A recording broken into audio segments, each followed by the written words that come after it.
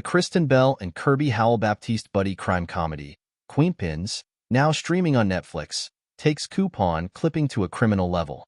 The film follows former gold medal Olympian Connie, Bell, and aspiring social media influencer JoJo, Howell-Baptiste, whose shared love for clipping coupons turns into a counterfeiting business to aid lower-income families. Interestingly, the film's inspiration was clipped from a real-life criminal scam that took place in Arizona. Connie and JoJo, however, are completely fictional characters, which begs the question: who were the real Queenpins? How did their scam function? What was their motive? How much money did they con from the big companies? Here's everything you need to know about the real coupon con. Who were the real Queenpins? Robin Ramirez, Marilyn Johnson, and Amico Amy Fountain were the real Queenpins. Ramirez was the ringleader who opened the SavvyShopperSite.com, the base site of their counterfeit operation. Ramirez started collecting grocery coupons in 2007 and sent them overseas. They were duplicated in large quantities, then resold on Savvy Shopper Site and eBay. Eventually, Johnson and Fountain came on board and assisted Ramirez with operations. While the film's Connie and JoJo are fictional characters, the crime also took place in Phoenix, Arizona. How did their scam work?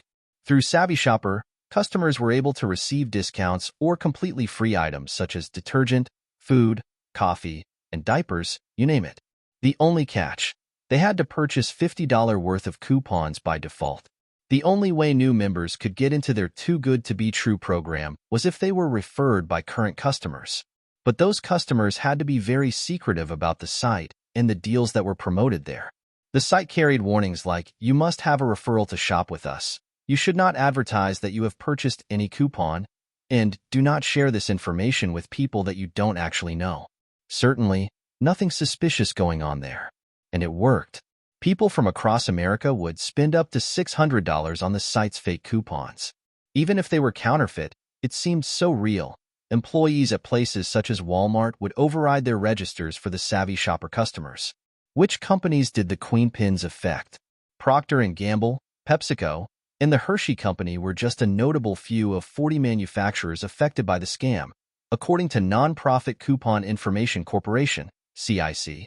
The manufacturers suffered losses of hundreds of millions of dollars, with estimates ranging up to roughly $600 million.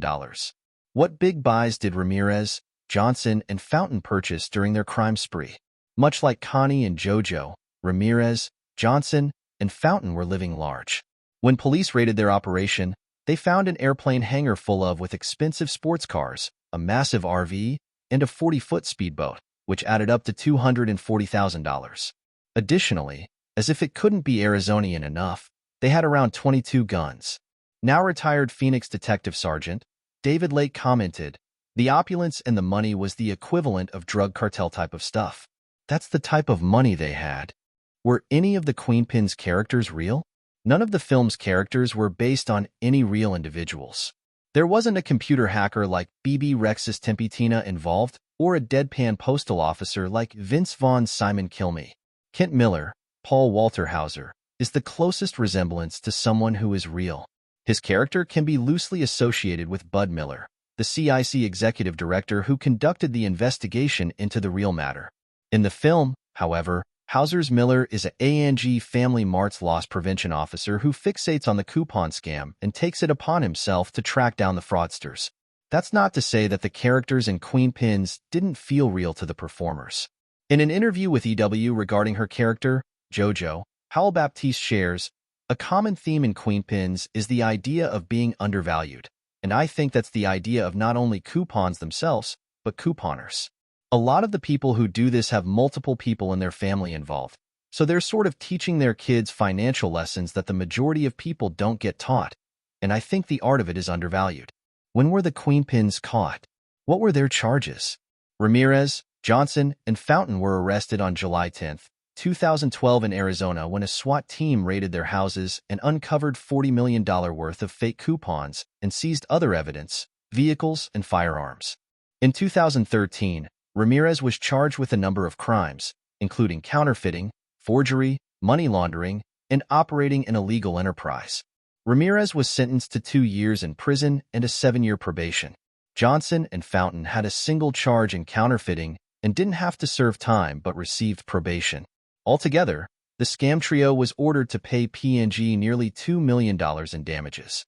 Where to watch Queenpins? Queenpins is currently streaming exclusively on Netflix.